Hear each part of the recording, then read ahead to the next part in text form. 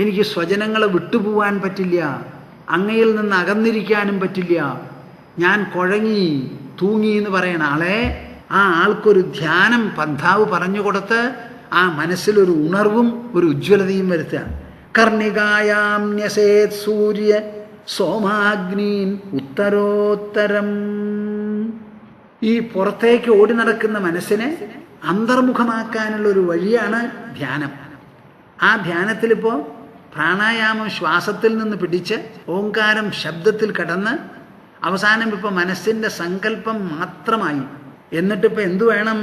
ആ കർണിക മുകളിലേക്കാക്കി ആ താമരപ്പൂ വിരിഞ്ഞു നിൽക്കുമ്പോൾ അതിൻ്റെ ശരിയായിട്ടുള്ള ആ കേന്ദ്രീയ ഭാഗം ഉണ്ടല്ലോ, കർണിക, ആ കർണികയിൽ സൂര്യ സോമാഗ്നീൻ ഉത്തരോത്തരം. അതിൽ സൂര്യനെ, ചന്ദ്രനെ, അഗ്നിയെ കേൾക്കണുണ്ടോ? നിങ്ങൾ കേൾക്കണുണ്ടോന്ന്? ആ താമരപ്പൂവിൽ ആദ്യമായിട്ട് ആ പീഠത്തിൽ നിങ്ങൾ എന്തു വേണം? സൂര്യൻ, ജ്വലിക്കുന്ന സൂര്യൻ, ശാന്തശീതളമായിരിക്കുന്ന ചന്ദ്രൻ, അതിന് മീത അഗ്നി ജ്വലിക്കുന്നതാ. നാളങ്ങൾ പുറപ്പെടും അനവധി ജിഹ്വകളോട് കൂടി. വന്യമധ്യേ സ്മരേദ്രൂപം. ആ വന്യയുടെ ഉള്ളിൽ സ്മരേത് രൂപം, സ്മരിക്കണം. എന്ത് രൂപം? മമൈതത് ധ്യാനമംഗലം. എൻ്റെ രൂപത്തെ ധനിക്കണം. ധ്യാനമംഗലം, ധ്യാനിക്കുന്നവർക്ക് മംഗളമരുളുന്നതായ ആ മംഗളരൂപത്തെ ഇത്രയും ആയതിനു ശേഷം ധരിക്കണം. I sometimes wonder whether you viewers are able to appreciate what the Swamiji says or Srimad Bhagavatam conveys. What a great message is this, and what an effective process is being explained and advocated. എത്ര കാര്യക്ഷമമായ ഒരു മാർഗമാണ് ഇവിടെ പറയുന്നത്. നിങ്ങളുടെ ഉള്ളിൽ നിങ്ങളുടെ മനസ്സിൻ്റെ സങ്കല്പം കൊണ്ട്, മനസ്സിൻ്റെ ചിന്താവിശേഷം കൊണ്ട്, ഭാവനാവിശേഷം കൊണ്ട് ഇതൊക്കെ ചെയ്യണം. സൂര്യനെ നിങ്ങൾ കണ്ടിട്ടില്ലേ? ഉവ്വ്. ചന്ദ്രനെയോ? ഉവ്വ്. അഗ്നിയോ? ഉവ്വ് ഉവ്വ്. പക്ഷേ ഇതിനെയൊക്കെ നിങ്ങളുടെ മനസ്സിലാവുമോ എന്ന് ചോദിക്കരുത്. സൂര്യനെ കാണുമ്പോൾ ഈ സൂര്യനെ എവിടെയാണ് കാണുന്നത്? കണ്ണിൻ്റെ 1 മില്ലിമീറ്റർ പുറത്തോ അതോ ശരീരത്തിൻ്റെ ഉള്ളിൽ മനസ്ഥലത്തിലോ? സ്വാമിജി മനസ്ഥലത്തിലാണ്.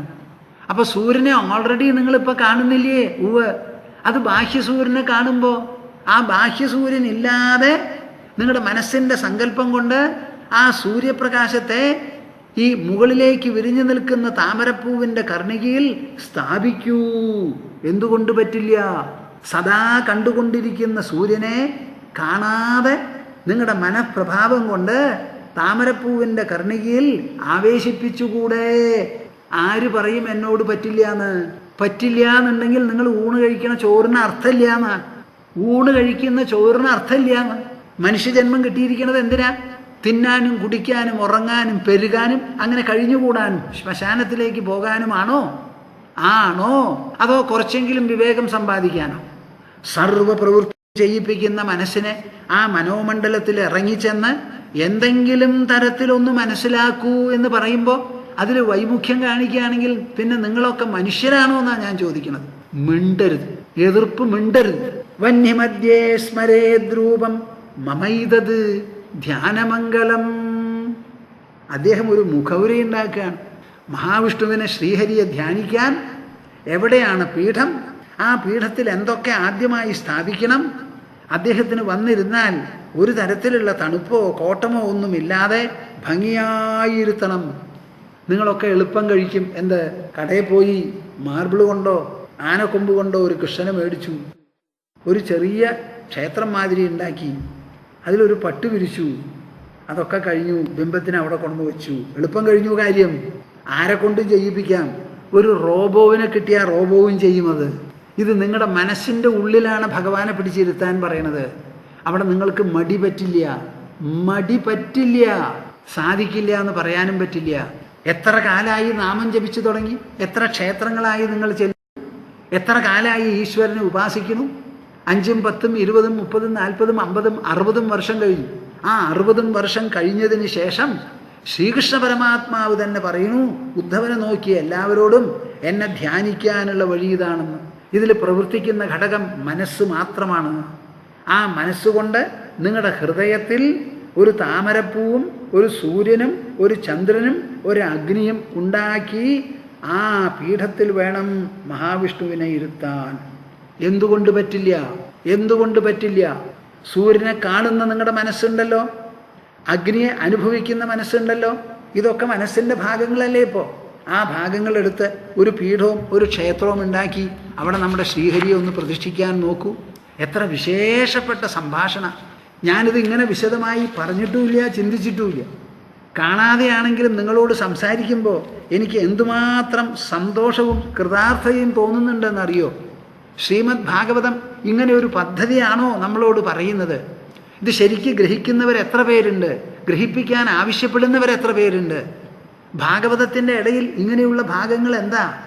ഓരോ വാക്കും ആ സന്ദേശത്തിലാണ് ഇതിൻ്റെ വൈഭവം. സമം പ്രശാന്തം സുമുഖം ദീർഘകാചാരു ചതുർഭുജം സുചാരു സുന്ദരഗ്രീവം സുകപോലം ശുചിസ്മിതം. കണ്ടോ? ബാക്കിയൊക്കെ കഴിഞ്ഞു. ഇനിയിപ്പോൾ മഹാവിഷ്ണുവിനെ കൊണ്ടുവരികയാണ്. ആ വിഷ്ണുവിനെ എങ്ങനെ ധ്യാനിക്കണം? സമം പ്രശാന്തം സുമുഖം. ഞാനിത് നിർത്തണോ പറയണോ? എന്താ സ്വാമിജി അങ്ങനെ പറയുന്നത്? എനിക്ക് അത്ര വിശേഷം തോന്നുന്നുണ്ട് ഇവിടെ. നിങ്ങൾ ഇതേപോലെ ഗ്രഹിക്കുന്നുണ്ടോ? നിങ്ങളുടെ മനസ്സ് പറഞ്ഞാൽ കേൾക്കുന്നുണ്ടോ? മനസ്സിലെ താമരപ്പൂവിനെ നിങ്ങൾ ചോട്ടിൽ നിന്ന് മുകളിലേക്കാക്കി വിടർത്തുവോ? അതാണ് സംശയം. പറയണോ പറയണ്ടോ? ചെയ്യുന്നുള്ളവരോടാണല്ലോ പറയുക. അപ്പോൾ പ്രശാന്തം വളരെ സ്പഷ്ടമാണ്. ശാന്തമധുരമായിട്ടുള്ളത്. സുമുഖം, നല്ല മുഖം, പ്രസന്നമായിരിക്കുന്ന മുഖം. ദീർഘ ചാരു ചതുർഭുജം, 4 കൈയുണ്ട്. അതിങ്ങനെ മുടന്തം കൈയൊന്നുമല്ല, നല്ല നീളം, കാലും വ്യക്തമായി കാണാവുന്നതാണ്. സുചാരു സുന്ദരഗ്രീവം, ആ കഴുത്ത് എത്ര സുന്ദരമാണ്, മനോഹരമാണ്, മനോഹാരിയാണ്. സുകപോലം ശുചിസ്മിതം, കവിൾത്തടങ്ങളോ വളരെ വിശേഷപ്പെട്ടത്. ശുചിസ്മിതം, വളരെ മന്ദഹാസത്തോടു കൂടിയിരിക്കുന്നത്. ഈ വാക്കുകൾ പറഞ്ഞാൽ മതിയല്ലോ കൂട്ടരെ, നിങ്ങളുടെ മനസ്സിതുപോലെ ആവാൻ. സമം പ്രശാന്തം സുമുഖം ദീർഘചാരു ചതുർഭുജം സുചാരു സുന്ദരഗ്രീവം സുകപോലം ശുചിസ്മിതം സമാനകർണവിന്യസ്ത സ്ഫുരന്മകരകുണ്ടലം ഹേമാംബരം ഘനശ്യാമം ശ്രീവത്സ ശ്രീനികേതനം. ഇതൊക്കെ മഹാവിഷ്ണുവിനോടും ശ്രീഹരിയോടും കൂടി പോകുന്ന വിവരണങ്ങളാണ്, ചിത്രീകരണങ്ങളാണ്. നിങ്ങൾക്ക് പലർക്കും ഇതറിയാം. സമാനകർണവിന്യസ്ത. നാം ജീവിതത്തിൽ ജനിക്കുമ്പോൾ, ലോകത്തിൽ ജനിക്കുന്ന സമയത്ത് നമ്മുടെ ജീവിതം വളരെ വിഭിന്നമാണ്. വസിഷ്ഠർ അജമഹാരാജാവോട് പറഞ്ഞത് മാതിരി മരണം പ്രകൃതി ശരീരിനാം വികൃതിർ ജീവിതമുച്യതേ ബുധൈ. മരിക്കുന്ന സമയത്താണ് എല്ലാവരും പ്രകൃതിജമായിട്ടുള്ള ഒരു സമത്വത്തിലെത്തുന്നത്. ജീവിതമോ അത് വികൃതമാണ്, വിഭിന്നമാണ്.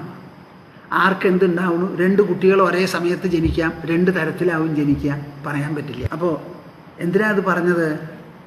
നമ്മൾ ജീവിതദശയിൽ പലതരത്തിലുള്ള വ്യത്യാസങ്ങൾക്കും വിധേയമാണ്. നമ്മുടെ രാജ്യത്തെ എടുത്തു നോക്കൂ. ഇവിടെ ഇപ്പോഴും ദാരിദ്ര്യം ദാരിദ്ര്യം തന്നെയാണ് എല്ലാവരും പറയുന്നത് അതാ. അപ്പോൾ ഒരു ഭാഗത്ത് പറയണു അരി വേണ്ടതുണ്ട് സൈലോസിലാണ്, എന്നാലും ദാരിദ്ര്യമുണ്ട്. അപ്പോൾ പലതരത്തിലുള്ള നിഷേധങ്ങളും എല്ലാവരും അനുഭവിക്കുകയാണ്. അങ്ങനെയുള്ളവർക്ക് എവിടെയാണ് ഒരു സമത്വമുള്ളത്, ഒരു സമത്വ സുന്ദരത ആസ്വദിക്കാൻ പറ്റുമോ എന്ന് ചോദിച്ചാൽ സാധിക്കും. നമ്മുടെ മനസ്സ്. അപ്പം മനസ്സുകൊണ്ട് ഭാവന ചെയ്യുമ്പോൾ ഈശ്വരനെ ഭാവന ചെയ്യണം. ഈശ്വര സങ്കല്പത്തിൻ്റെ ഉദ്ദേശം എന്താ? നമ്മുടെ മനസ്സിന് എല്ലാവർക്കും ഒരുപോലെ, പണക്കാരനും പിച്ചക്കാരനും പഠിപ്പുള്ളവനും ഇല്ലാത്തവനും പ്രബലനും ദുർബലനും എല്ലാവർക്കും ഒരുപോലെ ചിന്തിച്ച് ഒരുപോലെ സൗഭാഗ്യം അനുഭവിക്കാൻ പറ്റുന്നതാണ് ഈ ഈശ്വരൻ എന്ന് പറയുന്ന ഉറവിടം, ആശ്രയം. അപ്പം അതിനെപ്പറ്റി ധ്യാനിക്കുമ്പോൾ നമുക്ക് പിശുക്ക് വേണ്ട. അതിൽ ഈശ്വരന് നല്ല രൂപം തന്നെ കൊടുക്കാം. അതിസുന്ദരം സുന്ദരമായിരിക്കുന്നൊരു രൂപം കൊടുത്ത് ആ രൂപത്തിന് മനസ്സിൽ ധ്യാനിക്കുമ്പോൾ സുന്ദരത അനുഭവിക്കുന്നത് നമ്മളാണ്. കണ്ണു തുറന്ന് ധ്യാനം വിട്ടാൽ ഒരു പക്ഷേ നമ്മൾ അസുന്ദരമായിരിക്കാം നമ്മുടെ ചുറ്റുപാട്. പക്ഷേ ധ്യാനിക്കുന്ന സമയത്ത് അതൊന്നും നമ്മളെ ബാധിക്കില്ല. ഇതിന് പണം വേണ്ട, ഏഴത്തം ഒരു ബാധയല്ല, ഭൗതികമായിരിക്കുന്ന അഭിവൃദ്ധി ഒരു പ്രയോജനവുമില്ല. എന്നാലോ അതില്ലാത്തതോ ഒരു നിഷേധവുമല്ല ഇവിടെ. അപ്പോൾ ഇവിടെ ധ്യാനിക്കുമ്പോൾ പറയാണ് സമാനകർണ വിന്യസ്തം. ആ മഹാവിഷ്ണുവിൻ്റെ 2 കണ്ണുകളുണ്ടല്ലോ, സമാനങ്ങളാണ്. സാധാരണ പകുതി ഇങ്ങനെ എടുത്താൽ വലത്തെ കൈ ഇടത്തെ കൈ നല്ല പോലെ പരിശോധിച്ച് നോക്കൂ.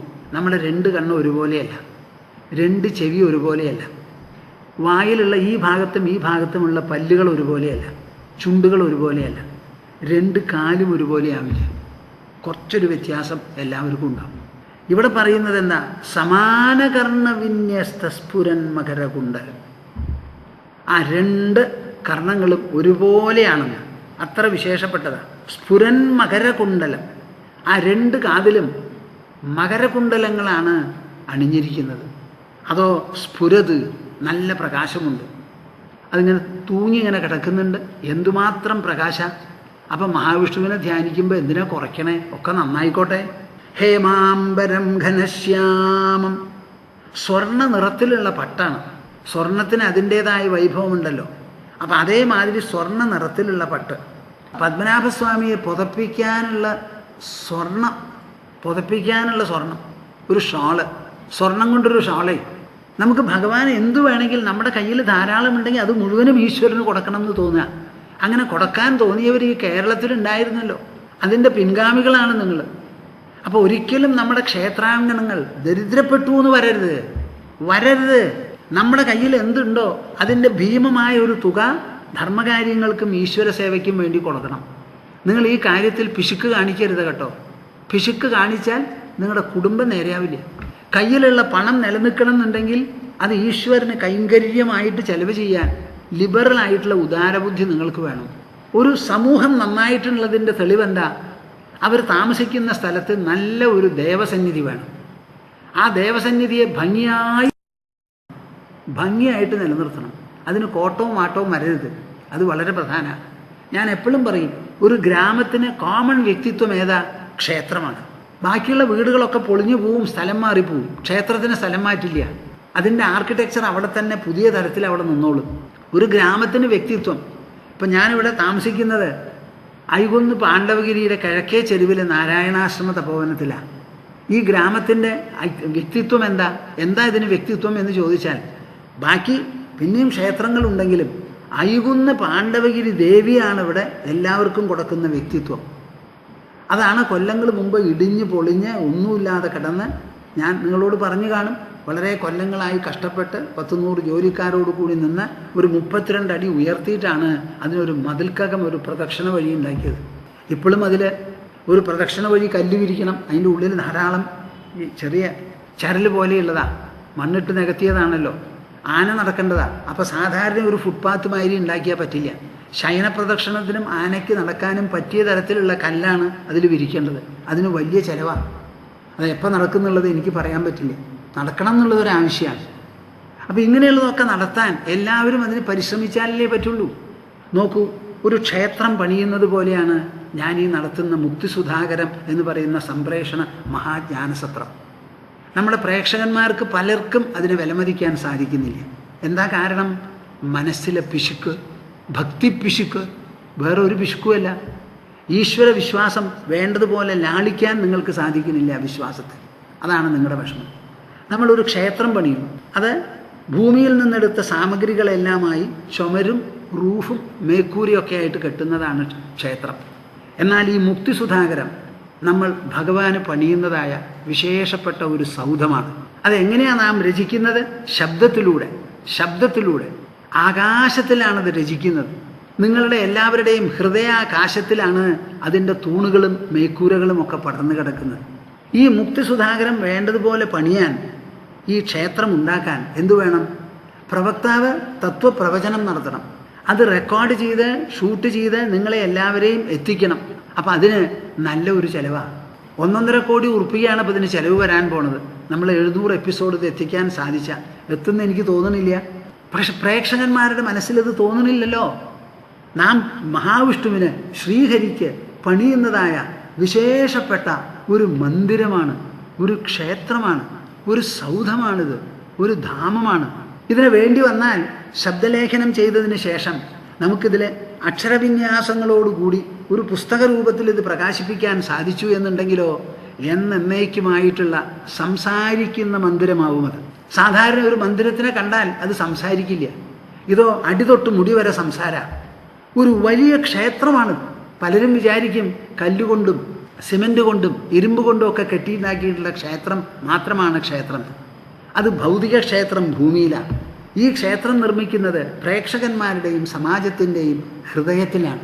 അങ്ങനെ വിശേഷപ്പെട്ട ഒരു കാര്യമാണ് ഇത്. നിങ്ങളെല്ലാവരും മനസ്സിലാക്കണം, വളരെ മനസ്സിലാക്കണം. അപ്പോൾ ഭഗവാനെ അങ്ങനെ വിചാരിക്കുന്ന സമയത്ത് അതിലൊരു പിശുക്കും ആവശ്യമില്ല.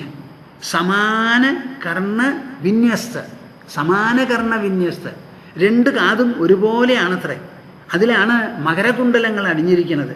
ഹേമാംബരം ഘനശ്യാമം. ഞാനിത് എന്തിനാ പറഞ്ഞത്? പത്മനാഭസ്വാമി ക്ഷേത്രത്തിൽ നിധി പൊളിച്ചപ്പോൾ സ്വാമിക്ക് ചാർത്താനുള്ള ഒരു സ്വർണ്ണ ഷാൾ അവിടെ ഉണ്ടായിരുന്നു. അപ്പോൾ ഒരു ഭക്തൻ അങ്ങനെ ചെയ്യണമെന്ന് തോന്നിയിട്ടാണല്ലോ അത് കൊടുത്തത്. നിങ്ങളൊക്കെ ഭക്തന്മാരാണ്. ഈശ്വരന് കൊടുക്കുന്ന കാര്യത്തിൽ നിങ്ങൾ അത്രത്തോളം ഉദാരമതികളാണോ എന്ന് ഞാൻ ചോദിക്കുന്നു. ഈശ്വരൻ എന്ന് പറഞ്ഞാൽ ക്ഷേത്രത്തിൽ മാത്രം കൊടുക്കുകയില്ല, നമ്മുടെ ധർമ്മം നിലനിൽക്കണം. ജ്ഞാനയജ്ഞം എന്നൊരു യജ്ഞമുണ്ട്. ഈ സംപ്രേഷണ മഹാജ്ഞാനസത്രം ഇതിനെ പറയുന്നത് എന്താ? ഇത് ജ്ഞാനമാണ്. ക്ഷേത്രം കെട്ടുന്നത് വിഗ്രഹം പ്രതിഷ്ഠിക്കാനാണ്. എല്ലാവരും വന്ന് അവിടെ സ്തുതിച്ച് ആരാധിച്ചു പോണു, മനസ്സിന് ശാന്തി ഉണ്ടാവും.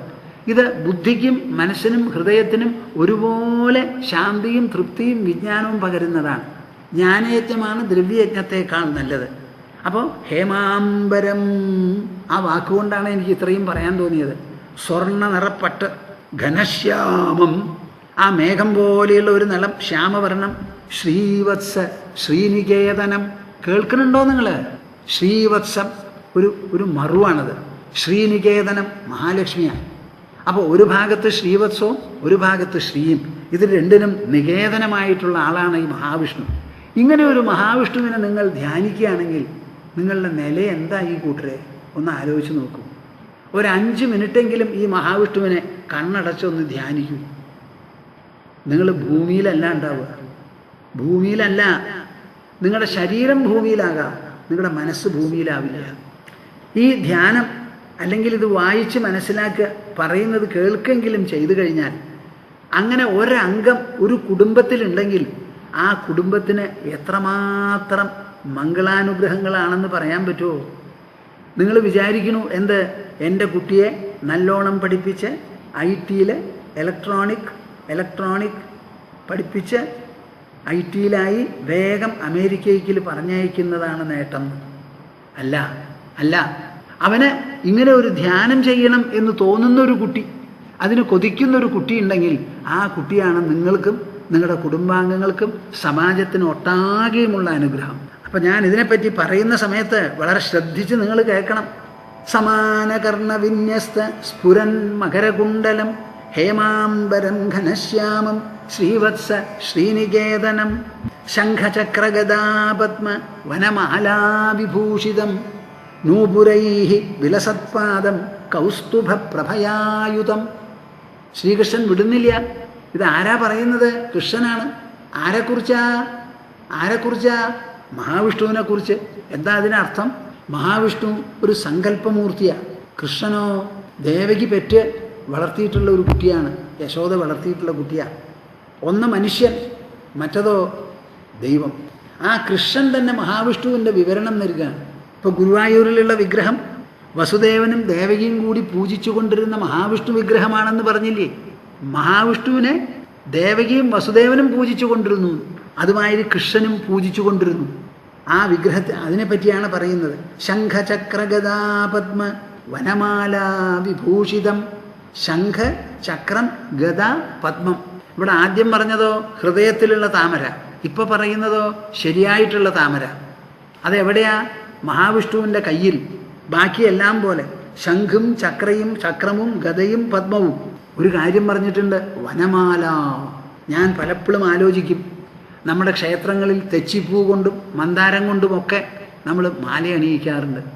ആരെങ്കിലും ഒരു വനമാല ചാർത്താറുണ്ടോ ഗുരുവായൂരപ്പന് പോലും എന്നുള്ള കാര്യത്തിൽ എനിക്ക് സംശയമുണ്ട്. എന്താ ഇവിടെ വനമാല എന്ന് പറഞ്ഞാൽ? ആ നൈസർഗികതയാണ്. വനത്തിൽ എന്തെല്ലാം ഇലകൾ കിട്ടുമോ ആ ഇലകളെയെല്ലാം എടുത്ത് മാലയുണ്ടാക്കിയാണ് കൃഷ്ണന് ഗോപന്മാർ ചാർത്തിക്കൊണ്ടിരുന്നത്.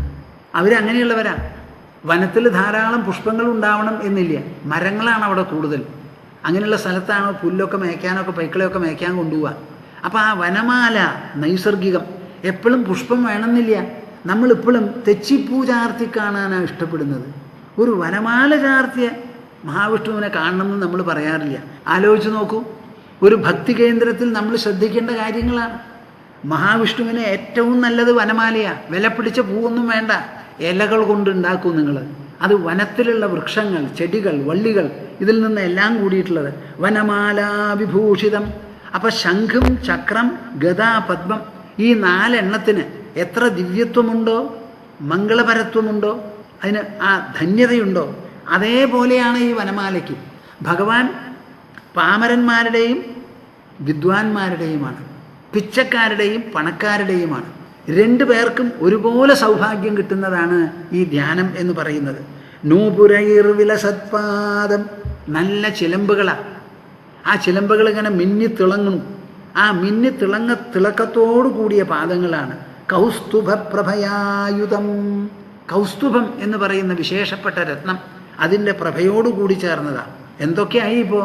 സമം പ്രശാന്തം സുമുഖം ദീർഘചാരു ചതുർഭുജം സുചാരു സുന്ദരഗ്രീവം സുകപോലം ശുചിസ്മിതം സമാനകർണവിന്യസ്ത സ്ഫുരൻ മകരകുണ്ടലം ഹേമാംബരം ഘനശ്യാമം ശ്രീവത്സ ശ്രീനികേതനം ശംഖചക്രഗദാപദ്മ വനമാലാവിഭൂഷിതം നൂപുരൈർ വിലസത്പാദം കൗസ്തുഭപ്രഭയായുധം ദ്യുമത്കിരീടകടക കടിസൂത്രാംഗദായുധം സർവാംഗസുന്ദരം ഹൃദ്യം പ്രസാദസുമുഖേക്ഷണം സുകുമാരം അഭിധ്യായേത് സർവാംഗേഷു മനോദദത്.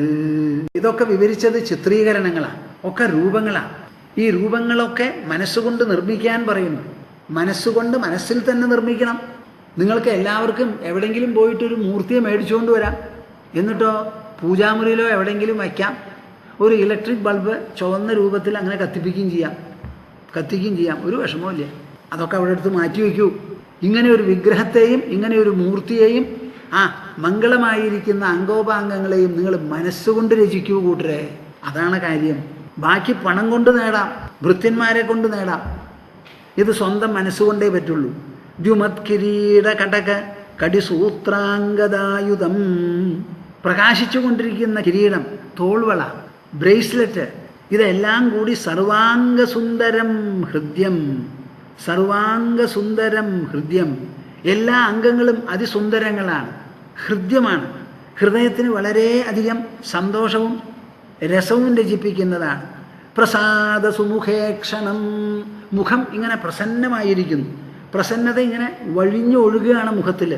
അങ്ങനെയുള്ള കണ്ണാണ്. പിന്നെ സുകുമാരം അഭിധ്യായേത്, അങ്ങനെയുള്ള സുകുമാരം, കുമാരനായിരിക്കുന്ന ആ ഒരു ഭാവത്തെ അഭിധ്യായേത് സർവാംഗേഷു മനോദദത്.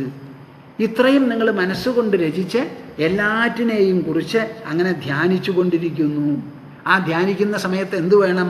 മനഃ, മനസ്സിനെ സർവാംഗേഷു ദധേ, എല്ലാ അംഗങ്ങളിലും പതിപ്പിച്ച് നിർത്തണം. ഇതിലൊന്നും വിട്ടുപോകരുത്. കുണ്ടലങ്ങളെ വിടരുത്, കടിസൂത്രത്തിനെ വിടരുത്, അംഗതത്തിനെ വിടരുത്, കിരീടത്തിനെ വിടരുത്, കടകത്തിനെ വിടരുത്, ശംഖചക്ര ഗദാപദ്മത്തിനെ വിടരുത്, വനമാലയെ വിടരുത്. എല്ലാം നിങ്ങളുടെ മനസ്സിൽ ഇങ്ങനെ പതിഞ്ഞുകൊണ്ടിരിക്കണം. പതിയാതെ വിടരുത്. ഇങ്ങനെ ആയിട്ടോ ഇന്ദ്രിയാണീന്ദ്രിയാർത്ഥേഭ്യോ മനസാഗൃഹ്യ തന്മനഃ ബുദ്ധ്യാ സാരഥിനാ ധീരഃ പ്രണയേൻ മയി സർവതഃ. ഈ പൂർവ്വപീഠിയൊക്കെ കഴിഞ്ഞിട്ട് പറയുകയാണ്, എന്തിനാ ഞാനിതൊക്കെ പറയുന്നത്? ഈ ധ്യാനം എന്ന് പറഞ്ഞാൽ ഇന്ദ്രിയാണി ഇന്ദ്രിയാർത്ഥേഭ്യോ മനസാ ആഗൃഹ്യ തന്മനഃ. നമ്മുടെ ഇന്ദ്രിയങ്ങളെ, ഇന്ദ്രിയ വസ്തുക്കളാണ് ഈ ലോകം മുഴുവനും. ആ വസ്തുക്കളിൽ നിന്ന് ആകർഷിച്ച് ഇങ്ങോട്ട് എടുക്കണം. അതാണ് നമുക്ക് ആവശ്യം.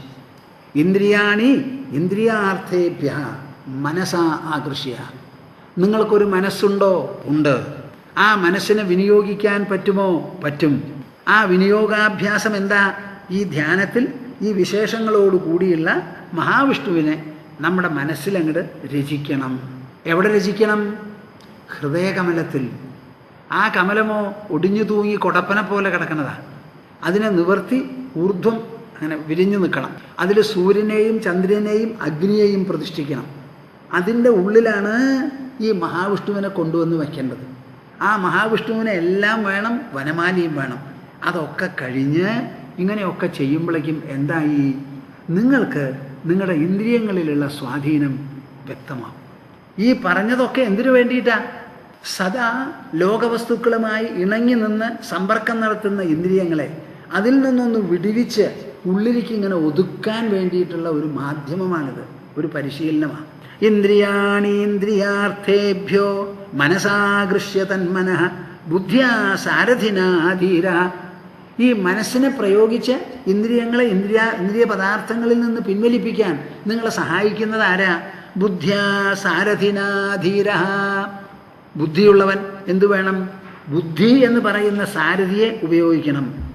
സർവതഃ മയി പ്രണയേ, എല്ലാ ദിക്കിലും എന്നിൽ അങ്ങോട്ട് നയിക്കണം ഈ മനസ്സിനെ. അപ്പോൾ ഒരു ചോദ്യം വരണം, ഇതാണ് നമുക്ക് വേണ്ടതെങ്കിൽ ഇത്രയൊക്കെ ആരഭാരങ്ങൾ എന്തിനാണ്? വാസ്തവത്തിൽ നമ്മുടെ മുൻപിൽ നമ്മുടെ ഉദ്ദേശം ഈ സദാ ലോകവസ്തുക്കളുടെ പിന്നാലെ ആറ്റുകൊണ്ടിരിക്കുന്ന ഇന്ദ്രിയങ്ങളെ ഒന്ന് പിൻവലിപ്പിച്ച് ഉള്ളിൽ നിർത്തണം മനസ്സിനെ എന്നതാണ് നമ്മുടെ ഉദ്ദേശമെങ്കിൽ ഈ ആലഭാരങ്ങളൊക്കെ വേണോ എന്ന് നിങ്ങൾ തന്നെ സ്വയം ചോദിക്കണം. ഇതാണോ നമുക്ക് ആവശ്യം? അപ്പോൾ ഇതാണെങ്കിൽ ഇത്രയൊക്കെ നാം കഷ്ടപ്പെടുന്നത് എന്തിനാ? ആ ചോദ്യം ചോദിക്കുന്നത് വരെ ഇത് പ്രസക്തമാണ്. ഒരു മനസ്സുണ്ട് നമുക്ക്, ആ മനസ്സിനെ നയിക്കാനാണ് ബുദ്ധി. ഈ മനസ്സില്ലാതെ ഇന്ദ്രിയങ്ങൾ പ്രവർത്തിക്കില്ല. അതുകൊണ്ട് ബുദ്ധി കൊണ്ട് പരമാത്മാവിനെക്കുറിച്ചും തത്വമൂല്യ സിദ്ധാന്തങ്ങളെക്കുറിച്ചും ആലോചിച്ച് ജീവിതത്തിൽ സദാ ഒരു നിയന്ത്രണം കൊണ്ടുവരുത്തുക, ഒരു നിയമനം കൊണ്ടുവരുത്തുക എന്ന് പറഞ്ഞ് സീതാരാസ്ത എന്ന് ഹിന്ദിയിൽ പറയുമല്ലോ, നേരെ ചൊവ്വേ നിങ്ങൾക്കൊരു നിയന്ത്രിത വ്യക്തിത്വം ഉണ്ടെങ്കിൽ ഈ മാതിരിയുള്ള ആലഭാരങ്ങൾ ആവശ്യമില്ല. അതില്ലാത്തവർക്കോ അവരിങ്ങനെയല്ലേ പഠിപ്പിക്കാൻ പറ്റൂ? നിങ്ങൾ ആലോചിച്ച് നോക്കൂ. അവസാനം അദ്ദേഹം പറയണത് ഇന്ദ്രിയങ്ങളെ നിയന്ത്രിക്കണം എന്നാണ്. മനസാ ആകൃഷ്യ തന്മനഃ. വാസ്തവത്തിൽ ഈ ഭാഗവതം എപ്പോൾ എഴുതിയതാ? നമ്മുടെ കയ്യിലുള്ളത് ഞാൻ മുമ്പ് പറഞ്ഞ മാതിരി 1400 കൊല്ലം മുമ്പ് എഴുതിയതാ. വിഷ്ണുപുരാണം പഴയ കാലം മുതൽക്ക് തന്നെയുണ്ട്. എന്നാൽ നമ്മുടെ രാജ്യത്തുള്ള വേദങ്ങളും വേദാന്ത ഉപനിഷത്തുകളും എത്ര കാലമായി? അനാദിയാണ്. അതിലൊക്കെ പറഞ്ഞതേ ഇതിലും പറഞ്ഞിട്ടുള്ളൂ. ഇതിൽ കൂട്ടി പറയാനും പറ്റില്ല, കുറച്ച് പറയാനും പറ്റില്ല, തെറ്റി പറയാനും പറ്റില്ല. അപ്പോൾ നമ്മുടെ വേദങ്ങളും ശാസ്ത്രങ്ങളും പറയണത് എന്താ? കഠോപനിഷത്ത് വളരെ വിശേഷപ്പെട്ട ഒരു ഉപനിഷത്താണ്. ആ കഠോപനിഷത്തിൽ പറയുകയാണ്, ഇവിടെ കൃഷ്ണൻ പറയുന്നു ബുദ്ധ്യാ സാരഥിന ധീര. അത് കൃഷ്ണൻ്റെ മാത്രം വാക്കാണോ? വേദവ്യാസ മഹർഷിയുടെ മാത്രം വാക്കാണോ? അത് ശുഗമഹർഷിയുടെ മാത്രം വാക്കാണോ? അല്ല, നമ്മുടെ ഭാരതത്തിൻ്റെ മുഴുവൻ വാക്കാണ്, വേദങ്ങളുടെ മുഴുവൻ വാക്കാണ്. ശാശ്വതമായിരിക്കുന്ന ഒരു മൂല്യം, ഒരു ദൗത്യം, ഒരു ആഹ്വാനം, അതാണ് ഇവിടെ കാണേണ്ടത്. ഇതിനെ ഒരു ഭാഗവത ചിന്ത മാത്രമല്ല. ഞാൻ എപ്പോഴും പറയാറുണ്ട്, പാരമഹംസ്യ സംഹിതയാണത്. സംഹിത എന്നുള്ള വാക്കിന് എന്താ അർത്ഥം? എല്ലാ വിധത്തിലുള്ള ചിന്താധാരകളെയും പെറുക്കിയെടുത്ത് അടക്കി വെച്ച് അതിനെ അലങ്കരിച്ച് ഒന്നാക്കി തീർക്കുന്ന ഒരു സമ്പ്രദായം, അതാണ് സംഹിത. അപ്പം ആ കഠോപനിഷത്ത് ഓർമ്മ വരികയാണത് വായിക്കുന്ന സമയത്ത്. ആത്മാനം രഥിനം വിദ്ധി ശരീരം രഥമേവച ബുദ്ധിം തു സാരഥിം വിദ്ധി മനഃ പ്രഗ്രഹമേവച ഇന്ദ്രിയാണി ഹയാനാഹു വിഷയാൻ തേഷു ഗോചരാൻ ആത്മേന്ദ്രിയമനോയുക്തം ഭോക്തേത്യാഹുർ മനീഷിനഃ യസ്തു വിജ്ഞാനവാൻ ഭവതി യുക്തേന മനസാ സഹ തസ്യേന്ദ്രിയാണി വശ്യാനി സദശ്വാ ഇവ സാരഥേഃ വിജ്ഞാനസാരഥിർയസ്തു മനഃ പ്രഗ്രഹവാൻ നരഃ സോധ്വനഃ പാരമാപ്നോതി തദ്വിഷ്ണോഃ പരമം പദം. കൂട്ടരെ, നിങ്ങൾ കേൾക്കുന്നുണ്ടോ? ഒരു ഭാഗത്ത് ഞാൻ ഭാഗവതത്തിലുള്ള ഏറ്റവും പ്രധാനപ്പെട്ട ഭക്തിഭാഗം ധ്യാനമാണ് പറയുന്നത്. അതേ സമയത്ത് ഞാൻ നിങ്ങളെ കൊണ്ടുപോകുന്നത് എങ്ങടാ?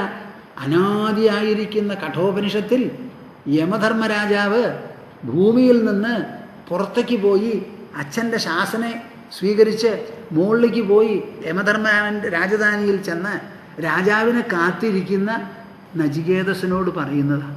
എവിടെ പോയി? ഈ രണ്ട് ഒന്ന് ആലോചിച്ച് നോക്കൂ. അനാദിയായിരിക്കുന്ന വേദങ്ങൾ 1400 കൊല്ലം മുമ്പ് എഴുതിയിട്ടുള്ള ഭാഗവതം നിങ്ങളോടിതാ ഇപ്പം സംസാരിക്കുന്നു ഭൂമാനന്ദ സ്വാമി. എല്ലാം കൂടി വ്യത്യാസത്രയുണ്ട് നോക്കൂ, ഒറ്റ വാക്കാ. ഇതാണ് ഭാഗവതത്തിൽ 80% വേദമാണെന്ന് പറയുന്നത്.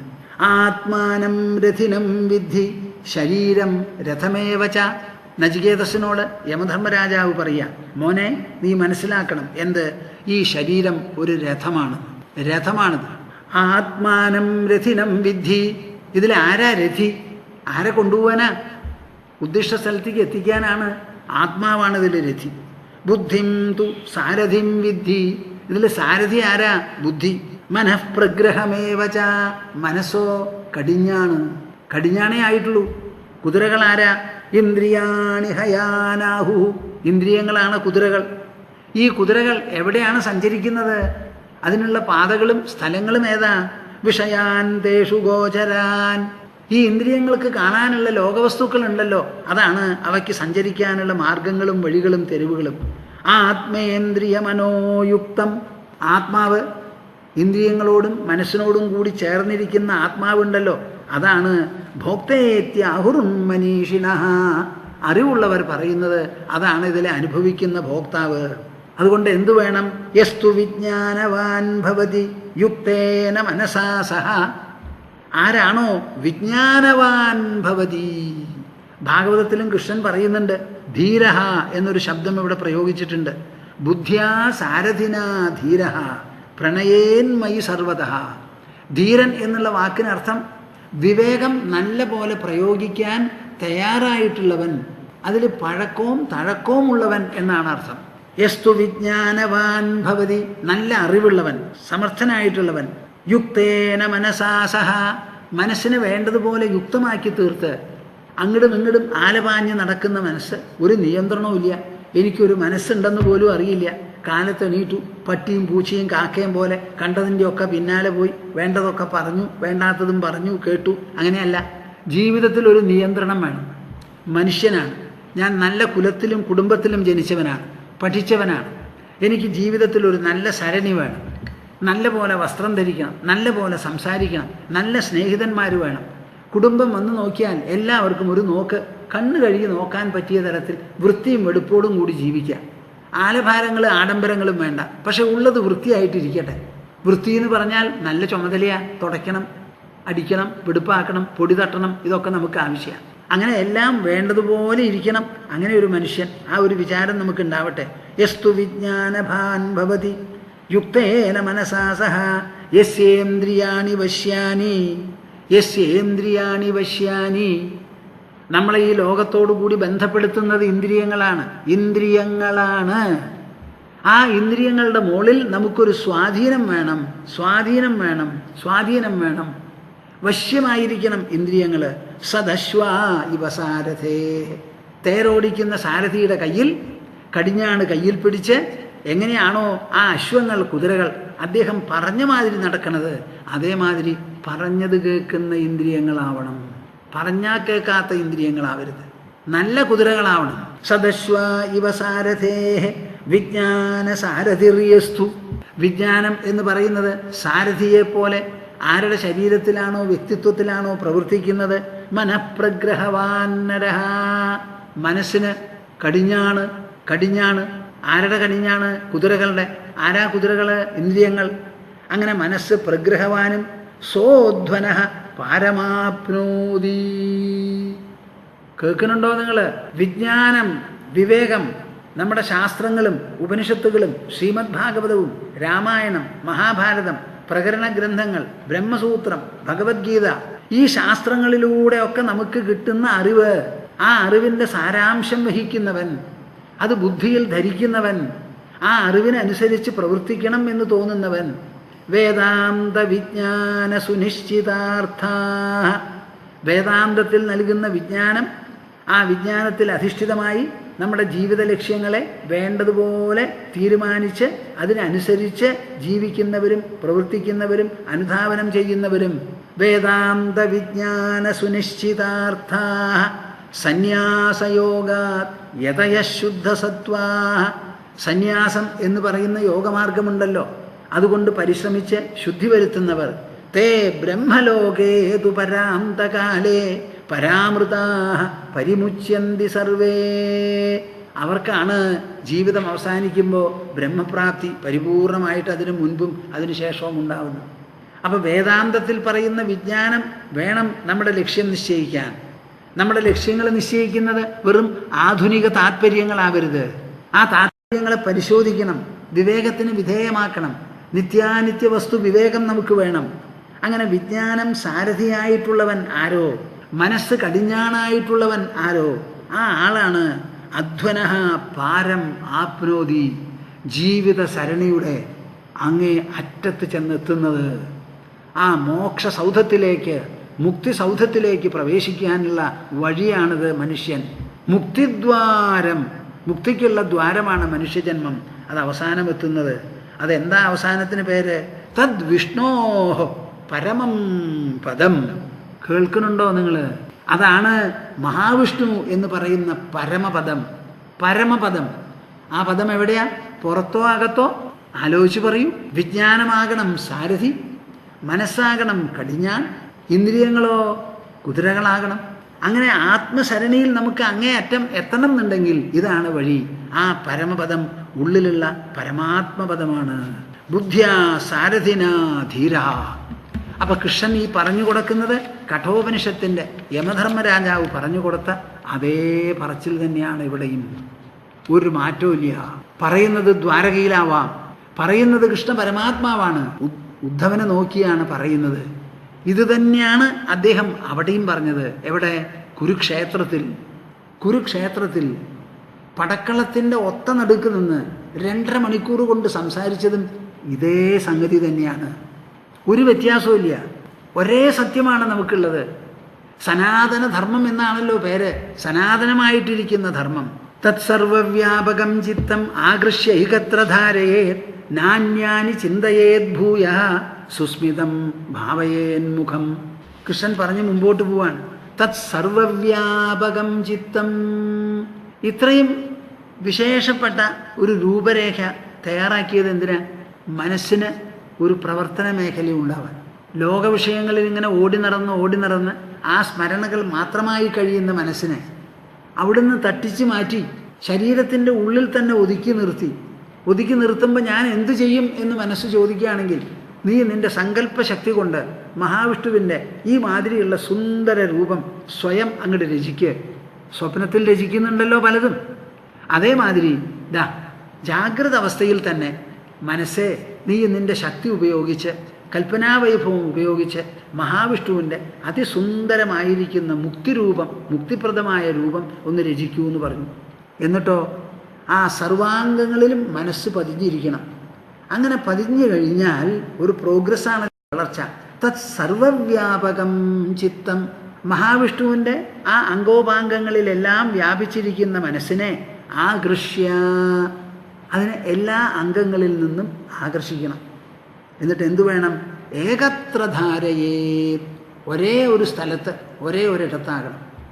ഇപ്പോൾ കൈയുണ്ട്, കാലുണ്ട്, വളയുണ്ട്, ബ്രേസ്ലെറ്റ് ഉണ്ട്, മുഖമുണ്ട്, വനമാലയുണ്ട്, മകരകുണ്ടലങ്ങളുണ്ട്, കപോലങ്ങളുണ്ട്, ചുണ്ടുണ്ട്, ചിരിയുണ്ട്, എല്ലാം ഉണ്ട്. ഇപ്പോൾ കിരീടമൊക്കെ ഉണ്ട്. അതിൽ നിന്നൊക്കെ അങ്ങോട്ട് വിട്ട് അതിനെ ചുരുക്കി കൊണ്ടുവരണം. എന്നിട്ടോ നാന്യാനി ചിന്തയേത് ഭൂയ, വേറെ അംഗങ്ങളെക്കുറിച്ചൊന്നും ചിന്തിക്കരുത്. എന്നാൽ പിന്നെ എന്തെങ്കിലും ചിന്തിക്കേണ്ടേ വേണം. ആ വിസ്തൃതമായിരിക്കുന്ന ഭാവനയിൽ നിന്ന് മനസ്സിനെ ഒതുക്കിയിട്ടോ സുസ്മിതം ഭാവയേൻ മുഖം, ആ മന്ദസ്മിതമായിരിക്കുന്ന മുഖം മാത്രമേ വിചാരിക്കാവൂ. അപ്പം എന്തായി?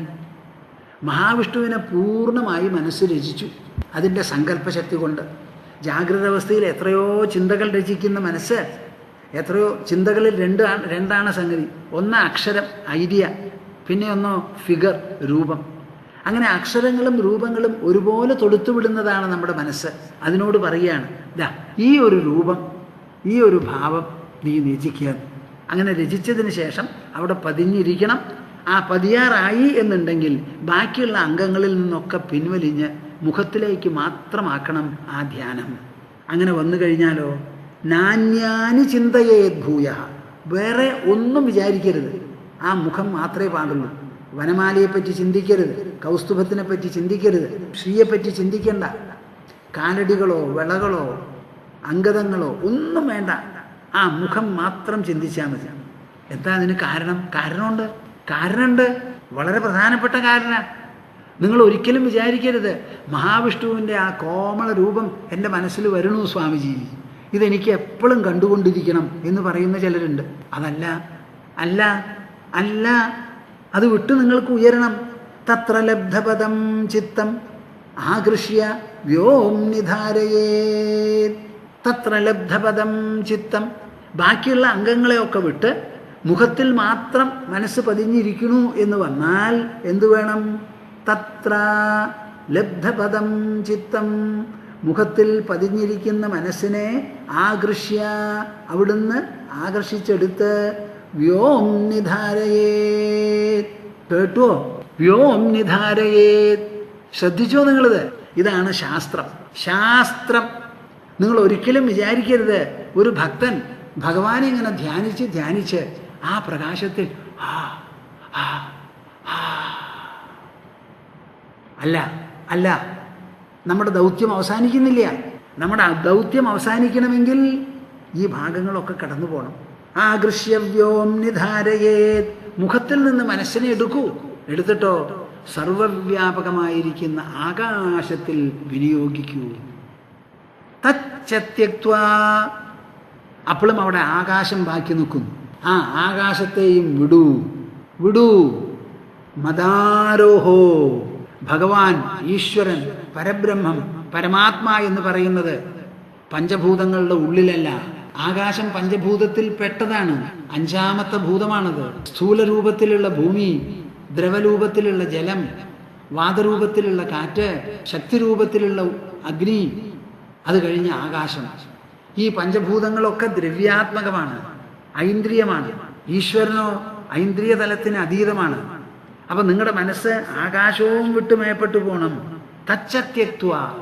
ഞാൻ ഉദ്ദേശിക്കുന്ന, ഞാൻ ലക്ഷ്യം വയ്ക്കുന്ന, ഞാൻ തേടുന്ന, ഞാൻ ഉണരാനും താതാത്മ്യം പ്രാപിക്കാനും ഉദ്ദേശിക്കുന്ന ആ മഹാപ്രഭു ഉണ്ടല്ലോ, അദ്ദേഹം പഞ്ചഭൂതങ്ങൾക്ക് അതീതനാണ്, ഇന്ദ്രിയാതീതനാണ്.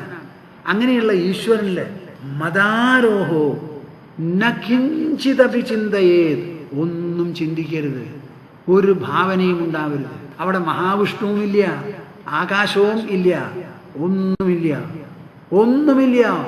ചിന്തിക്കുന്നു എന്തിന്? ഒന്നിനെയുമല്ല. നകിഞ്ചിതപി ചിന്തയേത്. You have to think what? Nothing. Think nothing.